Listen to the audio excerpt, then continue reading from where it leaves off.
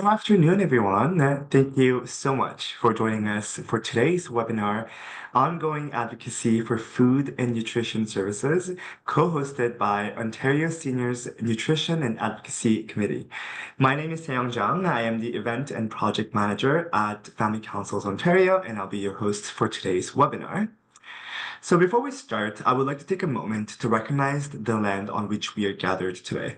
I am currently in Toronto, which is seated on the traditional territory of many nations, including the Mississaugas of the Credit, the Anishinaabe, the Chippewa, the Haudenosaunee, and the Wendat peoples. It is now home to many diverse First Nations, Inuit, and Métis people. We also acknowledge that Toronto is covered by Treaty 13 with the Mississaugas of the Credit. I wanted to share a few logistics and housekeeping rules before we turn things over to our guest speaker. So first, you'll notice that everybody is in listen-only mode. I invite you to put your questions to our guest speaker during the presentation in the Q&A box at the bottom. There will be some time at the end for question and answers, and our presenter we'll be able to address it then. So please feel free to leave your questions throughout the presentation. And if you are experiencing any technical issues or you have any questions about logistics, you can write it in the chat, and then I will be in the background monitoring the chat throughout the session, and I can answer you on there as well. I also would like to let everybody know that today's session is being recorded and it will be uploaded to Family Council's YouTube channel following this webinar, probably early next week. And you will see it in our weekly e-bulletin with the link. So now it is my pleasure to introduce today's guest speaker, Dale Mayerson. Dale Mayerson is a registered dietitian who has worked in long-term care for many years as dietary manager and clinical dietitian and has taught at several colleges. She is the author of Clinical Care Manual for Nutrition Managers and co-author of Menu Planning in Long-Term Care and Retirement Homes manuals. She's a longtime volunteer with the Ontario Seniors Nutrition and Advocacy Committee, advocating for long-term care residents and staff. So it's my pleasure to pass the floor and the mic to Dale. Hello, everyone. Thank you so much for joining today. Let me just get my presentation up. Just give me a chance to fiddle here for a second. There we go. Okay. So yes, the topic today is ongoing advocacy for food and nutrition services. And we are hoping that you will enjoy this, get something out of it, find it helpful, whatever. Please ask questions in the chat box. I hope that there will be time that we can go through some questions. I know that everybody has a different slant on this, and I'm anxious to hear what you've got to say too. So, okay, so we've got a nice introduction already, so thank you very much. So our agenda today is just to introduce the OSNAC group. I don't know if you can see my cursor, but this is the Ontario Seniors Nutrition and Advocacy Committee. It's a volunteer group.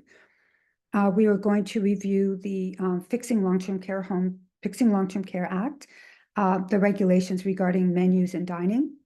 We're going to take a quick look at how the food budget is managed by the homes, what really comes under the food budget. And I actually realized this afternoon that I missed something, so I'm going to add that when we get there.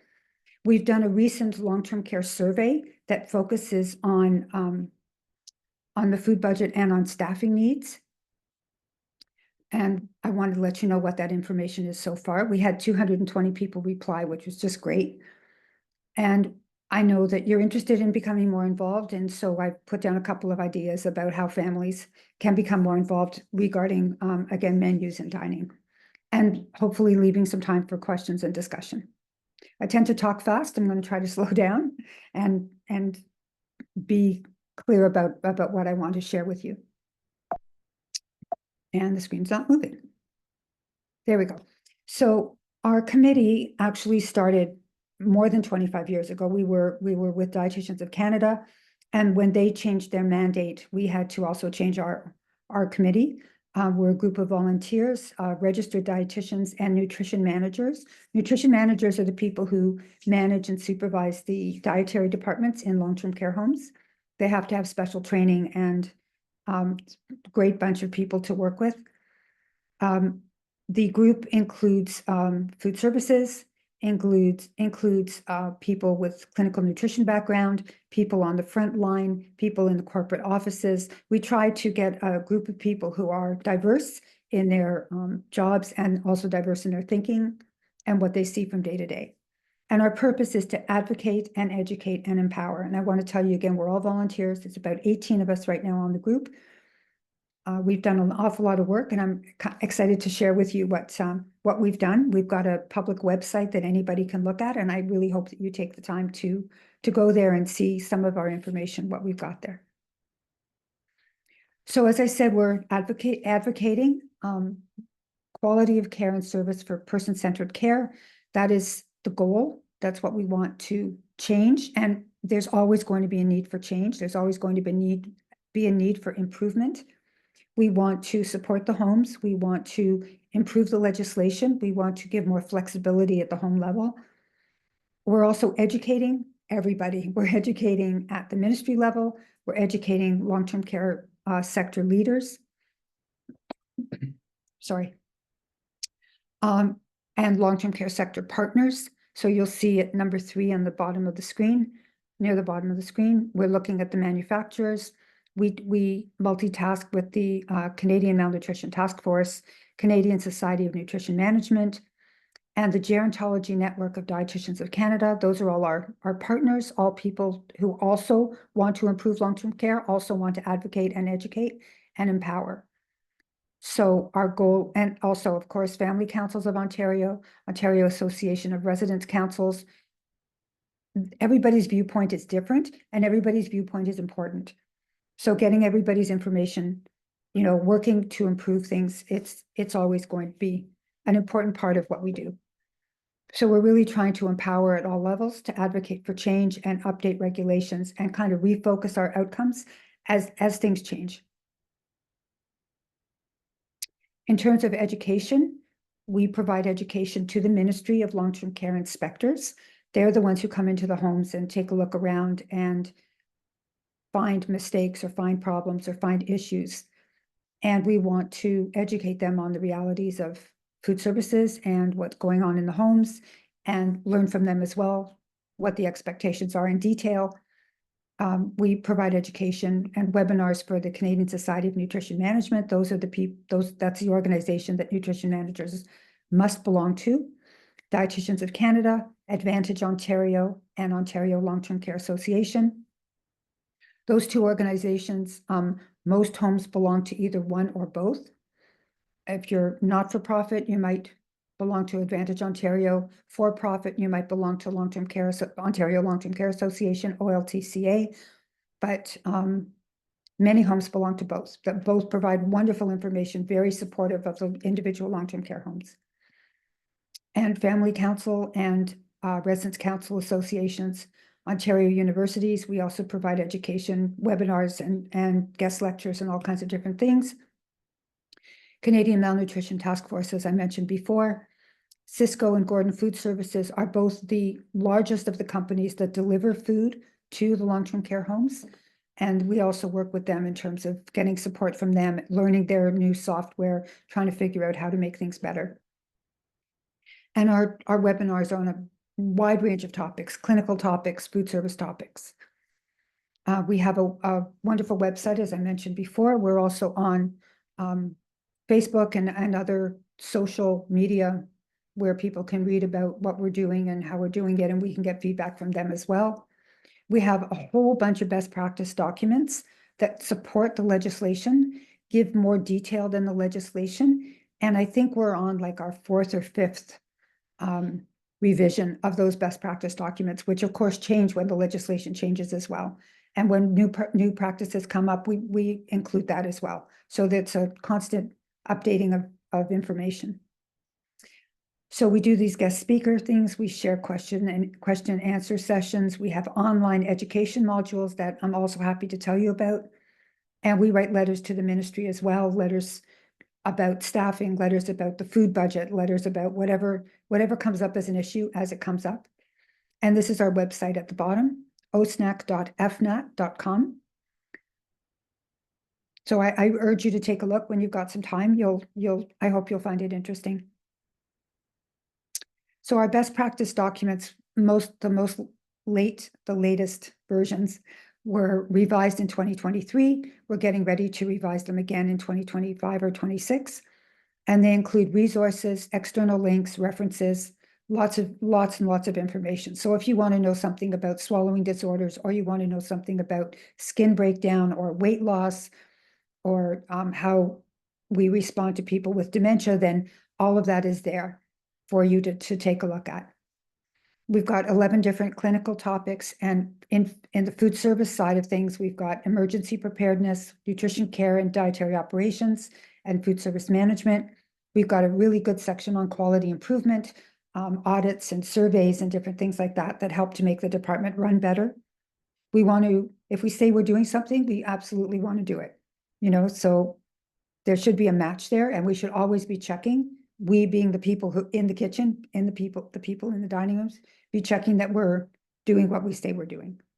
That's a really important part of management. We also have menu planning best practice documents. We have menus, we have sample policies, we have audit forms. Sorry. And also in addition,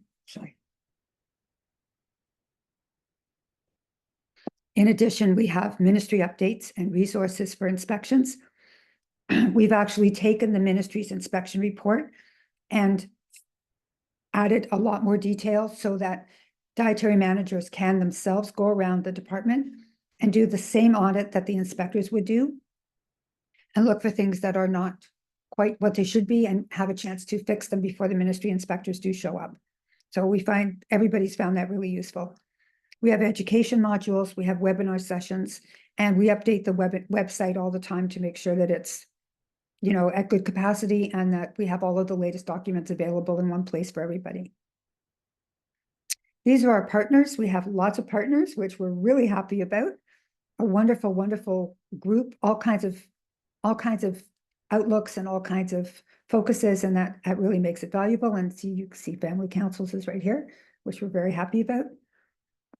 So as well as all of these partnerships, we also have all these sponsors. So they help to keep the website running. They help in other ways to support our volunteer organization, because we are trying hard to do good work. We are, sitting at the table with the ministry. We are educating the ministry inspectors. We're working hard to make sure that we do things from a multiple points of view. So we're covering a few different things today. So this is the first one that I wanted to talk about, which is the menu planning regulations from the Fixing Long-Term Care Act in 2021. So this is just a summary. I didn't put in all of the, the legalese. I just pulled out the main parts. So expectation is for a minimum 21-day menu for regular and therapeutic and texture modified diets. Therapeutic are any special diets, could be diabetic, could be special diets for people with kidney disease, could be gluten-free, lactose-free, any of those things. And then the texture relates to regular or minced or pureed textures and different kinds of thickened fluids as well. We have a choice of beverage at 3 meal and 3 snack times. People drink better when they're given something that they like, obviously, and as people age, their thirst sensation is lowered. So offering them the drink rather than waiting for them to ask for a drink is very important. We also obviously give out medications 3 times a day. So there's a minimum of 9 times that every resident is offered a drink, which is great. Minimum of 1 entree and side dish at all 3 meals, and a choice of dessert at lunch and dinner. And then other choices of available entrees and side dishes. As I said, choice of dessert. And the idea, of course, is to meet resident specific needs or food preferences. Some homes have chosen to stay with the 2 choices that were in the regulations previously. That still meets these requirements. Just depends on you know, how far the kitchen is from the dining room, what the expectation is for special requests. All of that comes into play, and it's different from home to home because the configuration is always a little bit different. Choice of snacks in the afternoon and evening, that's also newer. There was a snack offered before in afternoon and evening, but now there's a choice of snacks. And most homes have decided to do the equivalent of a fruit bowl or different kinds of pureed fruits along with a baked item, a small croissant or some cookies or crackers and cheese, whatever, you know, with a variety. Variety is really important. The thinking is always that the more variety there is in food, the better people will eat. The people will get bored with eating the same things all the time. And also the more nutrition you get from the wider variety of foods, you know, rather than eating the same things all the time. So here we go, variety of foods every day, including fresh produce and local foods in season. And very important that an individualized menu is developed for a resident if their needs cannot be met through the cycle menu. So for example, maybe somebody's going for dialysis 3 times a week and their diet is pretty specific about lower protein, calcium, potassium, different kinds of nutrients. So an individualized menu would be developed for that resident. The residence council and the administrator have to agree with meal times and snack times, and that gets written into the residence council meeting minutes that we can keep a copy of. Food and beverages, including water, are served that are appropriate for residents, and there's a special regulation that we have to have food available for the residents on a 24-hour basis. So let's say a resident wakes up at 2 in the morning and they're hungry, the staff can give them a snack and they can go back to bed. It doesn't mean that there's a whole buffet available 24 hours a day, but simple items, there would be bread and jam and peanut butter. There would be probably some cheese or some yogurt, maybe some ham slices, something that is easy to prepare for the staff that would satisfy the residents in the middle of the night, say, when the kitchen is closed. Okay, and then the link for Fixing Long-Term Care Act. This is the latest one that I could find. The last regulation change was about dietitians having replacements during their vacation time, that sort of thing. So because earlier, there's so many different ones that I found, not all of them are up to date. So this one is the link that I found that seems to be the most up to date at the moment. So I wanted you to have it. Okay, each menu cycle is to be reviewed by the residence council, and that includes from our end, from the manager's end, providing copies for review and discussing with the food service leadership and the food committee review and updating to residence council. So we take the menu, we go to residence council, we provide a copy, we discuss the changes that residence council wants on the menu from the previous time. Menus can be changed once or twice a year. It's a big undertaking to change the menu. It's not just the menu itself. Once the menu is changed, we have to change the diets, we have to change the textures so everything matches. We have to do production sheets for the cooks. So that means that, for example, if chicken noodle soup is on the menu, we would have chicken noodle soup and we would also have pureed chicken noodle soup.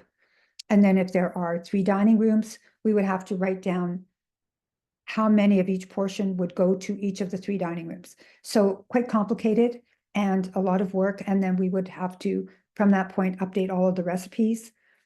So because every recipe has to be available for every single food on the menu.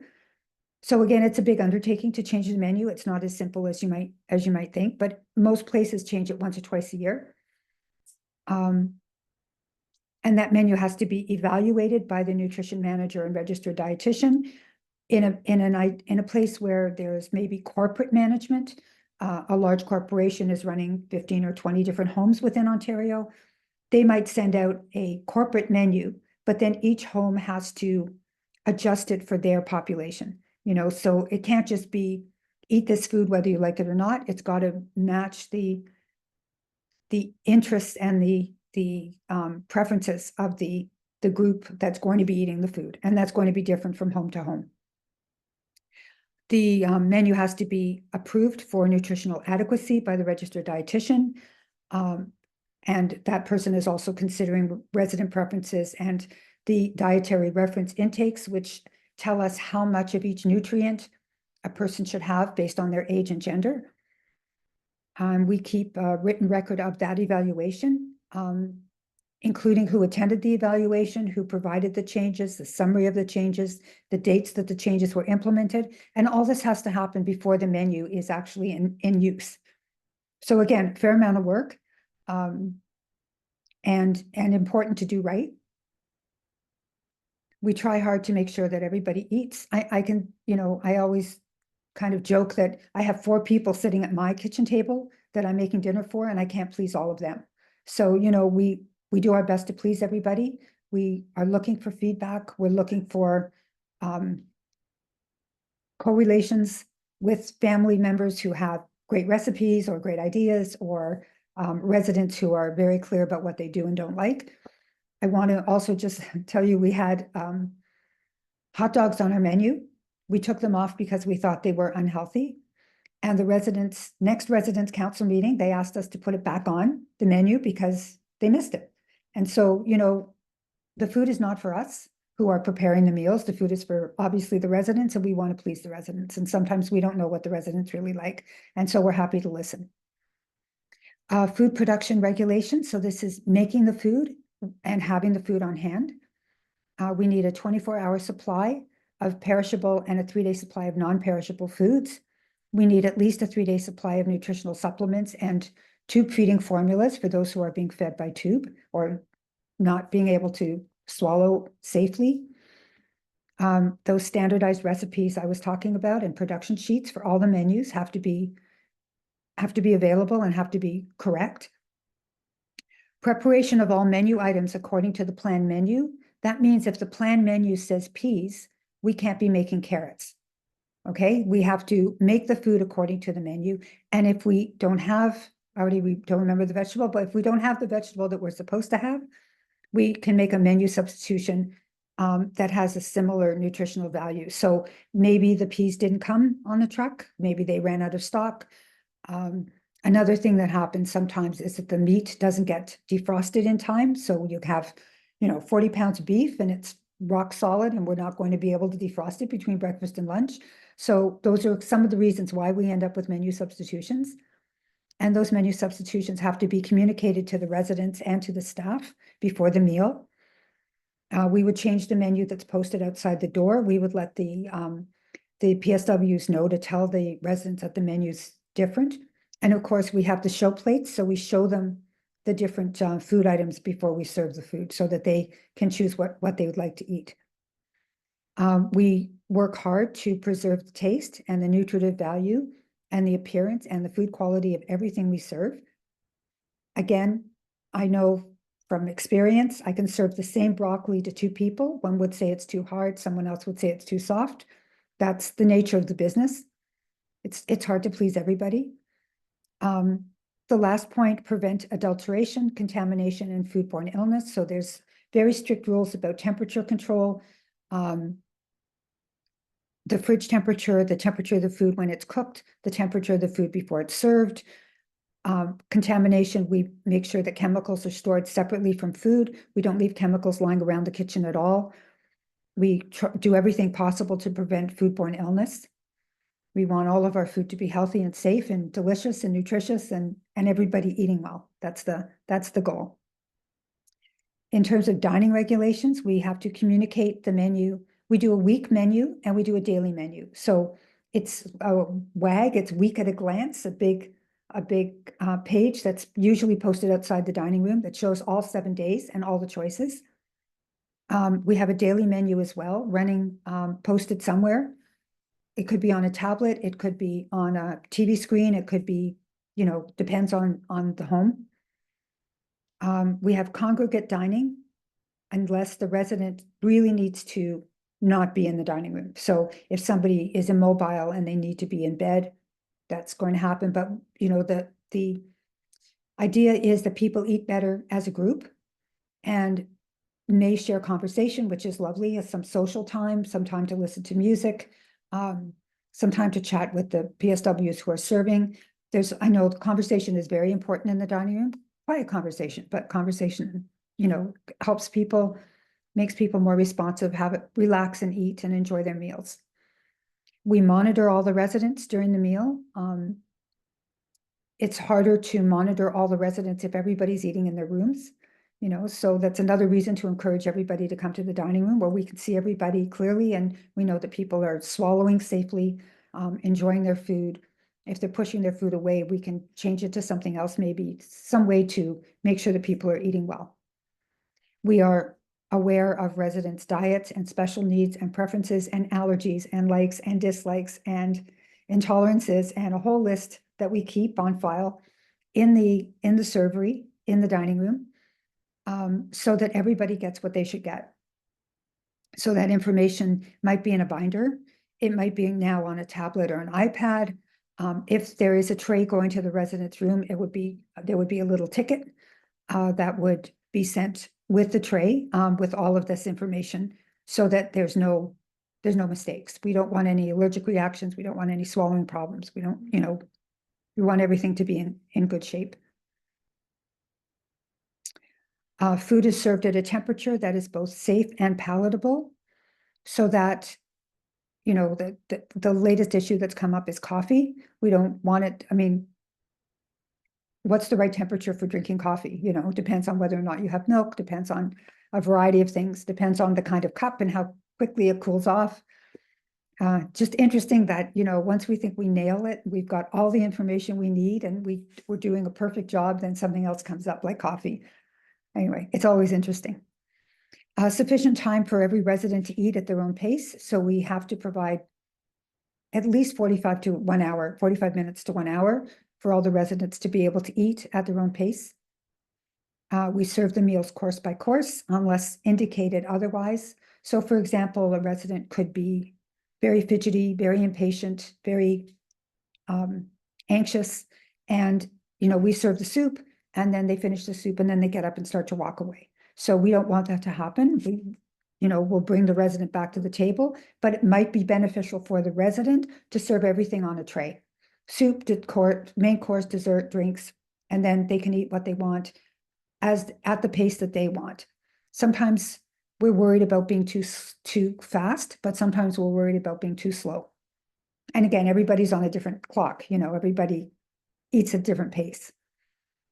We provide eating aids and assistive devices and personal assistance and encouragement, depending on what the resident needs. Every resident might need something a little bit different.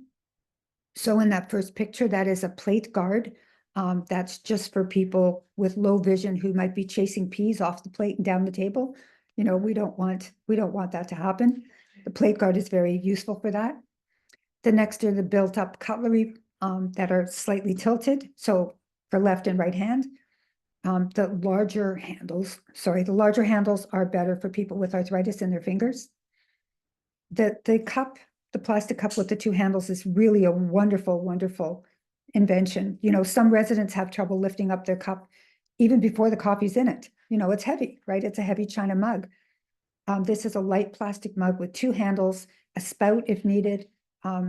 It adds a lot more independence for a person who needs to drink when they want to. It's a really great device.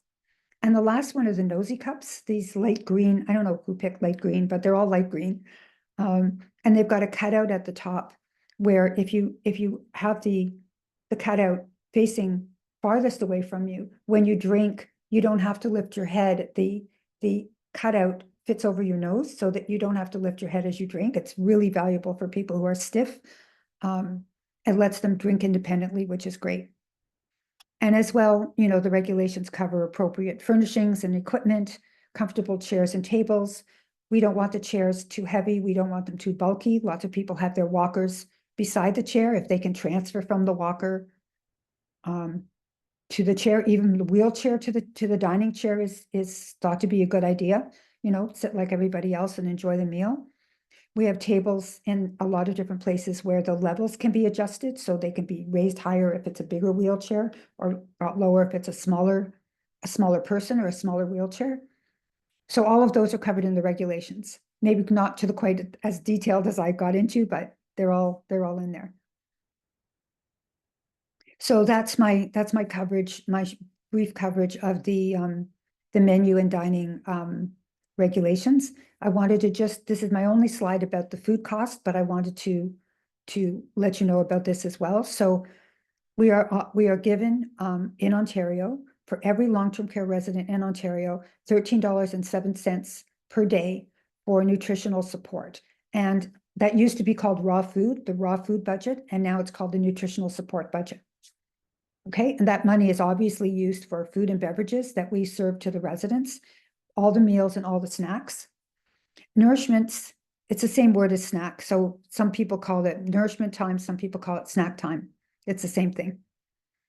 That 24 hours of food access supply that I mentioned earlier for that resident that wakes up at 2 o'clock in the morning.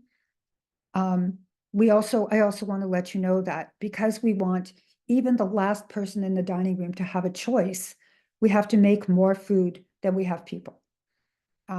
So for example, if fish and chicken are on the menu, there's 16 people. We can't make 8 fish and 8 chicken and cross our fingers that everybody's going to choose and we won't have anything left over at the end.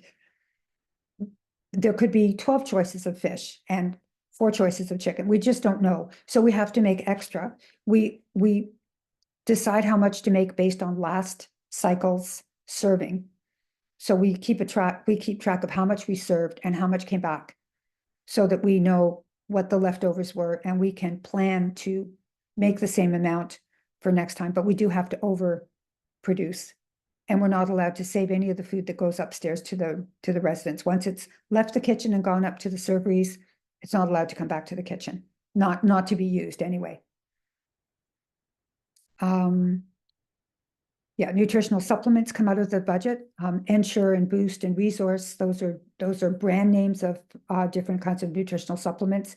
They're ordered by a doctor or a dietitian for individual residents. We don't give them out to everybody.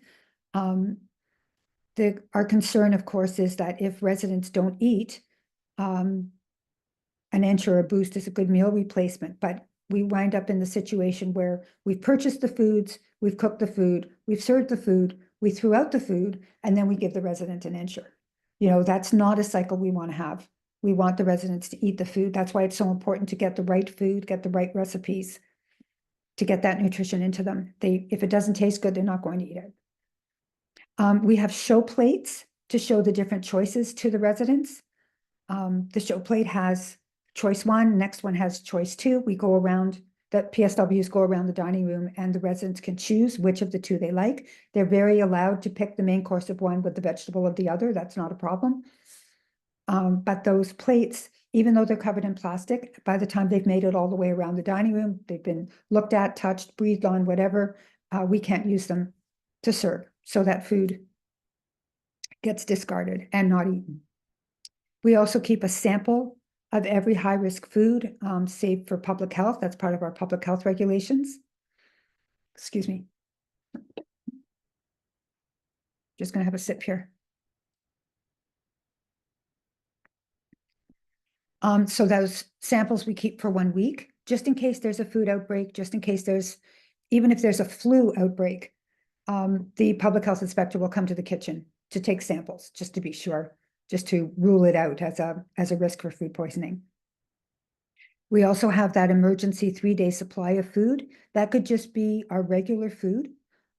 In some homes, that's just the regular food, but some places do have emergency food put away. Of course, the best before dates come up and then that needs to be updated. That food needs to be used and more food needs to be purchased. But we do have some homes have emergency menus and emergency food just for problems, ice storm, or the truck can't make it, or there's a strike at the warehouse or whatever it is. Emergency food is an important part of what we need to have. And then food and beverages given with medications as well. So nurses might use applesauce or prune spread or different kinds of juices to serve with medications. And that also comes out of that resident food cost per day. So we're finding that the 1307 doesn't stretch very far and may need to be supplemented with money from other budget streams within the money that the home gets. And so we're always advocating for more money. Always, we want to be sure that we have enough to, again, provide a good supply, that we can do these fresh foods, that we can do maybe ethnic foods, that we can do, you know, the gluten-free foods, the halal foods, the kosher foods, all the different foods that we need to have for all of our different residents across Ontario. So the 1307 is, it's a reasonable amount, but it's not enough. And especially now also worrying about tariffs and worrying about, you know, accessibility, you know, access to food, it leaves everybody a little bit nervous. So we did do a recent survey. It started in February of 2025. It ended on April 30th. We have more than 220 responses, which is great. And we focused on the food budget and we focused on staffing. Those were the two items that we looked at. We sent it out to all the homes, nutrition managers, dietitians, administrators, corporate people. We want to get a range of feedback, a range of attitudes, a range of, you know, outlooks on how we're doing in terms of food budget and staffing and how we can improve and what will help us improve. So that information is being tabulated right now. But I have a little bit of preliminary results. So 79% of homes are over their budgeted monthly food cost, right? They're spending more than 1307 per resident per day. And I just also want to mention, when we do that, we also take out money that's used for catering, we take out money that's used for activities, we take out money that's used for, you know, staff barbecues or anything else we want. We only want to look at the money that we have spent on residents. You know, so if there's a staff cafeteria or there's a retirement home attached, or, you know, there's some places have adult day programs, all of that is taken out before we start to look at the costs per person per day. Okay, so having done that, 79% of homes say that they're over their monthly food budget. 78% state that the current budget is not adequate to meet the nutritional needs of residents because of rising food costs, maybe because of special dietary needs. As I said, some foods are more expensive than others, especially if there's special food products like gluten-free products or lactose-free products. Supplement use is always an issue. There's always so many residents on supplements. One of our big jobs is to go around and make sure everybody's drinking them. They may not like them. They may have stopped drinking them, and that information hasn't gotten back to us. So that we can put in a plan B, or maybe the supplement was the plan B. Resident family requests for different food items will affect the budget as well. 82% of respondents don't think that the staffing formula is sufficient. Again, we would love it if we could not only put the food on the plate in the dining rooms, but also serve the residents directly, leaving the PSWs to be the support people. Right now, the PSWs are functioning as support people and wait staff, and we're trying to find a way to let the PSWs go back to doing what they do best, which is helping the residents.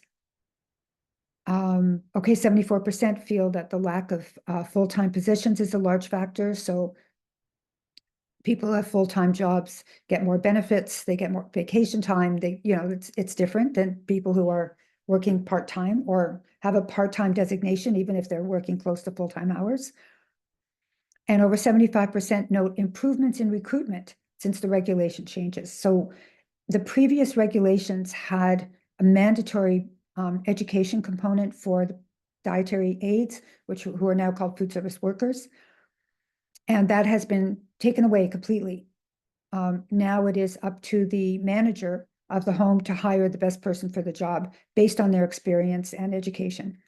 So mandatory education is no longer part of the regulations. And so it's easier to hire people now, of course, because they don't need to have these very specific qualifications. But we are working on education.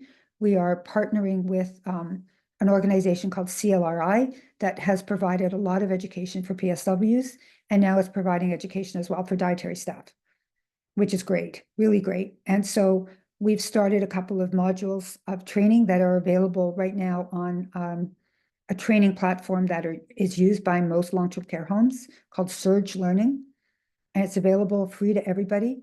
So if you want to take a look at Surge Learning, and you can work your way through getting that individual okay to take a look at the work that we've done. I think there are 2 education modules posted right now. I think each of them is about 20 minutes long, looking at food services, kind of an introduction to food services, definitely looking at not so much diets, but more textures.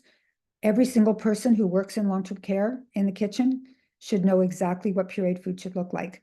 We don't want any choking issues, no swallowing problems, nothing like that. It's so important that everybody understands what pureed food should look like. And that's just one example. There's many examples of what, the right texture for everybody.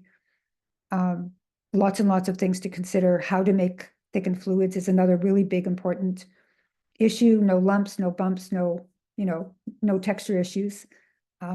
So that everybody can safely swallow their thickened fluids and their pureed food. Sorry, off topic. Yeah, so that the improvement in regulation and recruitment is really important too, because now we can hire more staff, which is great. Sometimes we couldn't find enough people. That was an issue for a while, and now things are better. So that's good. So my last bit is how families can become more involved in the menu planning and menu and food service part of what we do. Participating in family council is the best. I don't know how many of you are already members of family councils, but if you're not in a residence council, you could be in a family council, and that would be great. Family councils can meet with management, the management team, understand better how things work, make suggestions, and improve meal offerings. We would love to have, mom's favorite recipe or dad's favorite evening dinner. We would be happy to, maybe we can't do everything that is recommended to us or suggested to us, but we still would like to be able to have opportunities to hear your suggestions and to hear your ideas. You can have direct conversations with the food service manager. Just reach out and, talk about your concerns, make your suggestions. That would be great. Hopefully the nutrition manager is open and welcoming, and you can share ideas. We want everybody to be on the same team with no friction and no problems. Everybody's working to make sure the residents are happy, including family members. I know from my own experience, I've had family members who come in every day for 10 years, and visit and support the staff and, be part of the team. And that's really great when that happens. Seek ways to provide feedback. So again, maybe there's suggestions you can make or forms you can fill out, or maybe you can start your own questionnaire and talk to other family members about what they think would be a great idea for menus. We had a surprising situation where we had a menu that was, it was Sunday, and it was a very religious long-term care home. Everybody went to church in the morning and then had a big meal after church. So the lunch was the big meal, and then the evening meal, one of our Sunday evening meals was waffles with cottage cheese. And the family members were really upset, said that sounded like a horrible menu, but the residents loved it. So again, it's interesting that everybody has a different point of view. Everybody has their own ideas about how things should be. I'm waiting for the time when I'm a resident, that somebody's going to ask me if I would like red or white wine with my dinner. There's always going to be changes and updates and new ideas and new plans, which is great. So also written here is dining room atmosphere, and I just wanted to mention that for a minute too. If you see that the dining room is maybe dull, not well lit, not nicely decorated, those are ways to improve residents' intake as well. Maybe we need better music, a different pace. If you go to McDonald's, the music is very quick. If you go to a fine dining restaurant, the music is very slow. So maybe there's, some subtle changes that can be made there. So there's lots of ways that, that suggestions would be welcome on a whole bunch of different topics within the menu and dining ideas. You can request to participate directly with the menu review and planning. Maybe there's a food committee that you can be on, or maybe there's a menu review session that you could ask to attend. You can work directly with the food services and dietitian. RD is dietitian, registered dietitian. To take a look at the cultural aspects or the religious aspects in different homes. Some homes are, I've worked in a lot of ethnic homes, different ethnicities, different religions. It's a little bit more challenging in a home that has a whole bunch of different ethnicities. You know, I remember, working hard to get the right congee recipe for breakfast for residents that were from China. So, and teaching the cook how to make the food, make it taste the correct way. Our cooks are great and they're well educated and they really know how to cook, but that doesn't mean they know every ethnicity and every nationality's recipes. So again, always room for trying something new. The theme days also are lovely to have. If you have a theme day that you think would be beneficial, it's always fun to play with, it could be Cinco de Mayo, it'd be Mexican food, or it could be Chinese New Year and it could be Chinese food. Any ideas would be welcome to, add some variety, add some kind of spice to the, theoretical spice to the food and make people more interested in what's being served. We really need to get them to eat the food.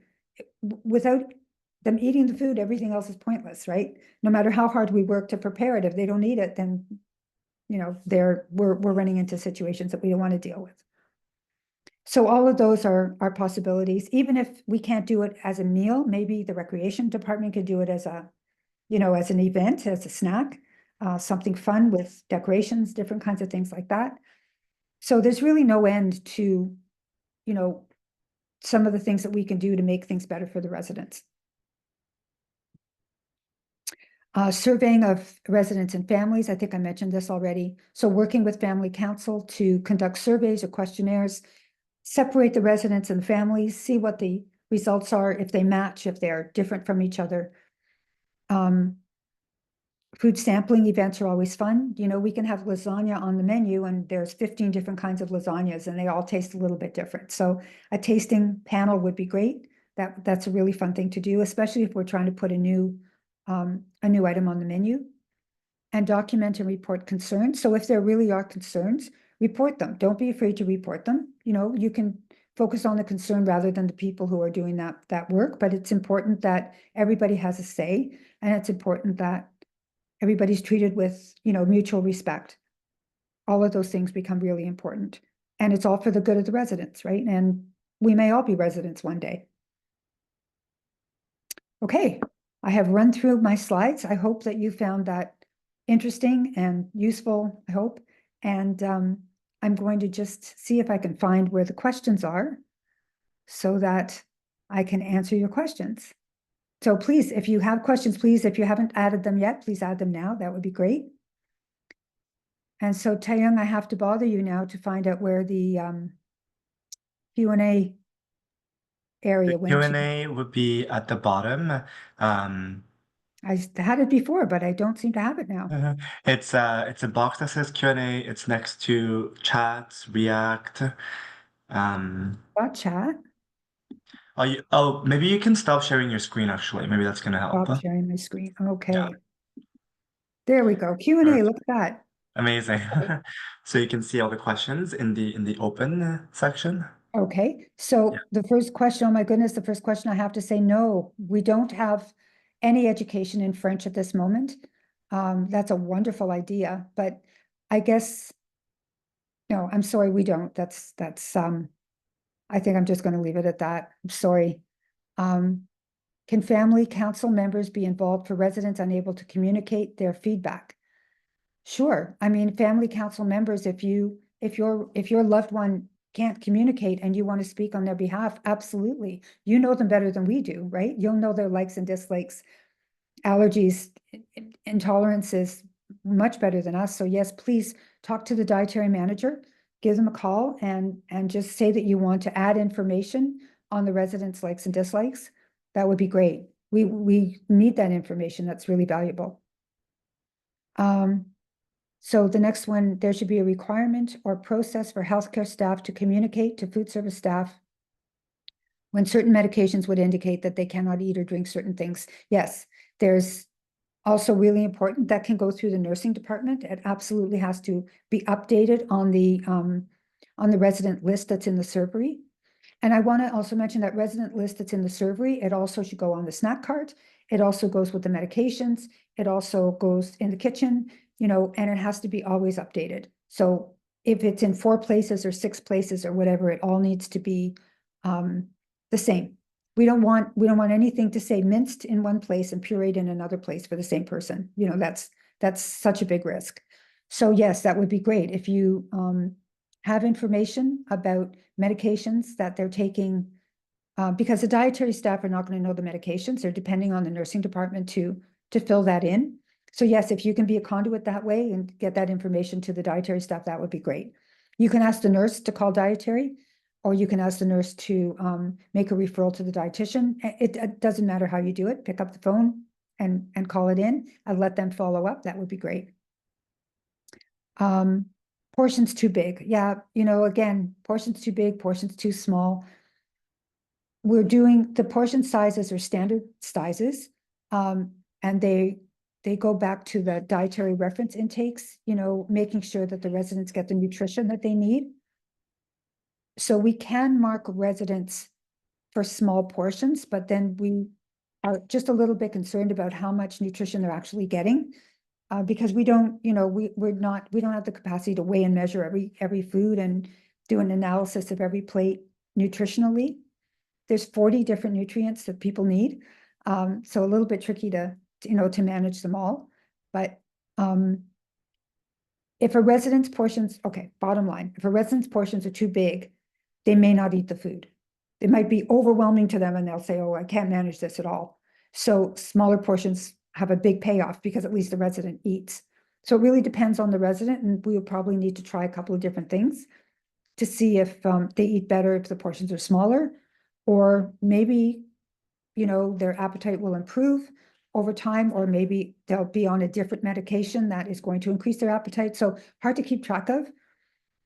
But yeah, if it's too big, I would definitely try smaller portions and see if they eat better. Because eating nothing of portions that are too big versus finishing the plate when portions are too small, that's much better. The nurse is supposed to be present in the dining room. I don't know if that's a regulation. I think, the regulations kind of dance around who is supposed to do the work. They just say that the work needs to be done. So the dining rooms need to be supervised. I'm not really sure if it says that a registered nurse or an RPN should be supervising, but best practice is that, yes, the nurse should be in the dining room. The PSWs are focused on their residents that they're serving, and they're watching eating, and they're encouraging or helping or assisting or whatever. So the nurse has to be there for overall supervision. The nutrition manager also would come to the dining room, but the nutrition manager might have, in one of my homes, there were 10 dining rooms. So you can't stick around, you have to move from place to place to make sure that you cover them all. So yes, the nurse should be in the dining room. Again, I'm not sure about the regulation though. Instead of show plates, yes, we do show pictures. They're on a tablet. If that's what people are using. So we are saving money on that, that's for sure. We did try to take photographs, but they were not perfect, but the tablet does a much better job of showing the plate of food and what it's supposed to look like. And it does, of course, save money. And again, in those 10 dining rooms, that's 20 plates going in the garbage at lunch and 20 plates going in the garbage at dinner. That's a huge waste. So having it on a tablet is much better, and homes are really working hard to get that in place. A high-risk food. A high-risk food from a point of view of what foods we save, those would be protein foods. So anything that's going to grow bacteria. So meat, fish, cheese, eggs, dairy, salads with mayonnaise are considered high-risk foods. Excuse me. Just where bacteria will live and grow is considered a high-risk food. So you can take a look online, go to Toronto Public Health high-risk foods, and you'll get that whole list of foods that we need to keep one portion of. in case of an outbreak. So I'm going to read this. This is quite long. While many of the practices are very good, they are not very helpful when dealing with residents with dementia, and I agree. It's very hard to get residents with dementia to eat, to stay in one place to eat. We've tried. So here, for example, presenting sample plates or giving them options to mix and match items, it would be very helpful. If there could be some effort to promote enjoyable meal times for residents with dementia, and I agree, and everybody agrees. Certainly we need a calm environment, not a lot going on around them.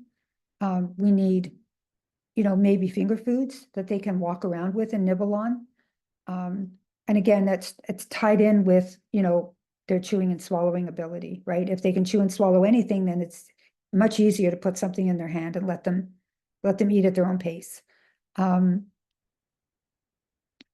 it's definitely a work in progress. You can take a look at Mealtime Matters. I think that is, I'm trying to remember where that's from. You can look at CLRI's website. And again, I don't remember what the acronym is. I'm so sorry. And take a look at, there's something called Mealtime Matters, some education that's been put out for residents in long-term care, including residents with dementia.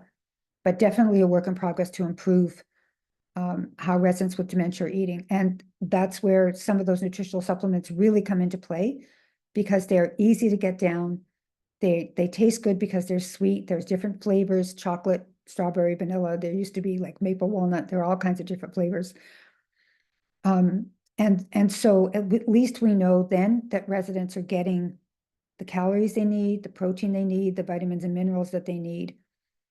And it's really important to know what they liked before they had dementia, so that we can serve them food that's familiar to them, that they enjoy. So again, it's got to be a one-to-one between the family and the kitchen manager, dietary manager, nutrition manager, I apologize, nutrition manager, to nail that piece down, or the registered dietitian, nail that piece down about what they like to eat, what they absolutely don't like to eat, what flavors taste good in their mouths. And I've fed a lot of people over my years at work. If you mix up the flavors, it's not, officially recommended, but you might put some beef and a spoonful in their mouth and watch them swallow, and then some applesauce, and then some potato, and then something, some dessert or something, like different textures and flavors. Keep it interesting to the person with dementia. They can't tell you what they're thinking. They can't tell you what they're feeling.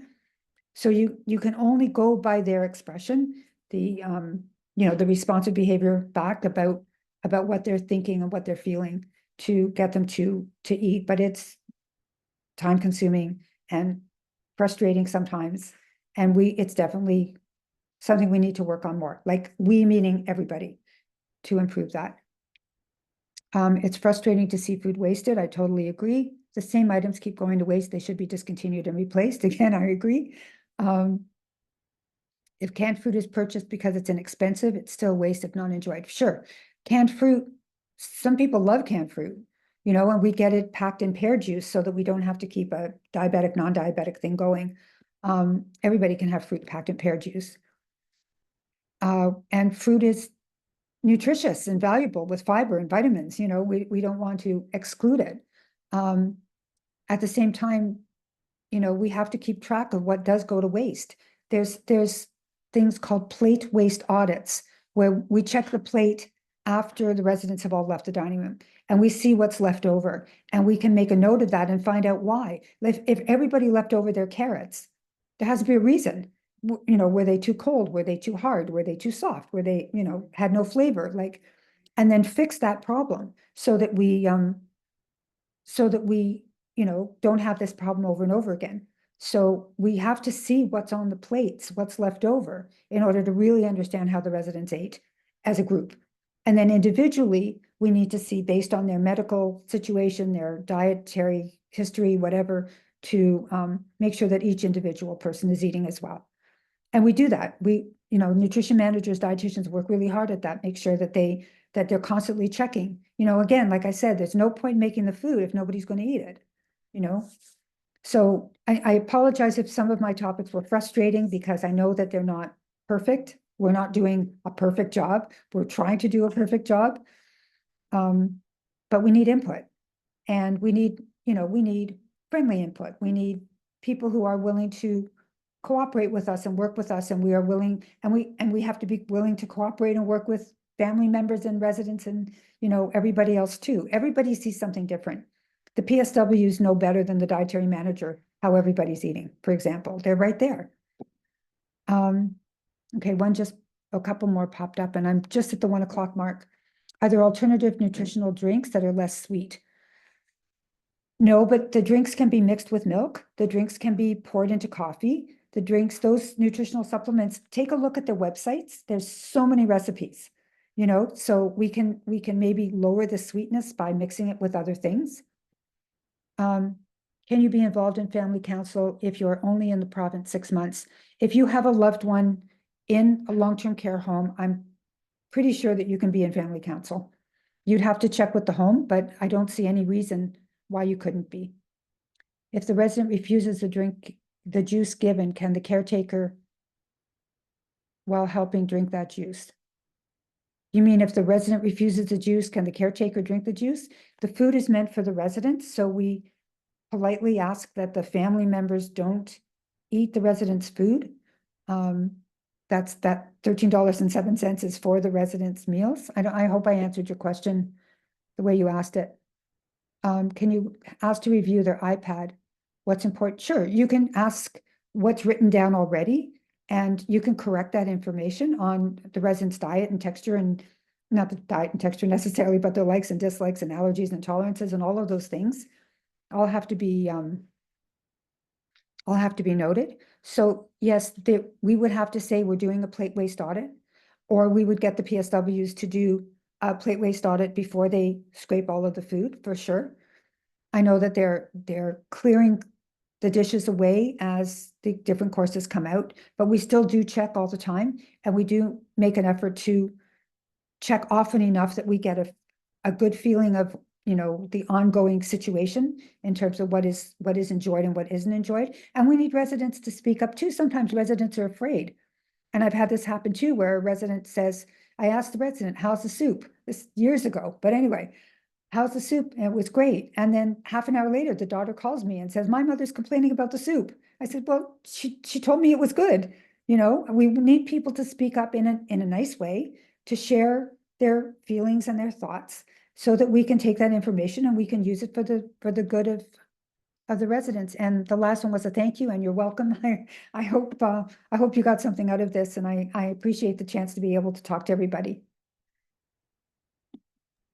And now I'm So going to stop. much, Dale. Thank you so much. Yeah, we went a No little bit problem. over time, but thank you everybody for still being with us.